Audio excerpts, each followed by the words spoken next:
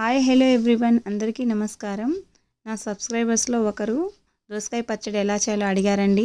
So అందుకని నేను ఈరోజు దోసకాయ పచ్చడి సింపుల్గా ఎలా చేయాలో చూపిస్తున్నాను. చూడండి, ఫస్ట్ వేరుశనగపప్పు వేయించుకోండి. ఆయిల్లో కొద్దిగా ఆయిల్ వేసి జీలకర్ర, ధనియాలు, మెంతులు కొద్దిగా వేయించుకోవాలి. తర్వాత ఎండుమిరపకాయలు 10 వేయించుకోవాలి. 2 దోసకాయలు తీసుకొని సీడ్స్ లేకుండా మెత్తబడే వరకు వేయించుకోండి. తర్వాత కొద్దిగా ఆయిల్ వేసి 3 టమాటాలు, 1 ఆనియన్ మెత్తబడే వరకు వేయించుకోండి. ఇందులో కర్రీ లీవ్స్ యాడ్ చేసుకోండి.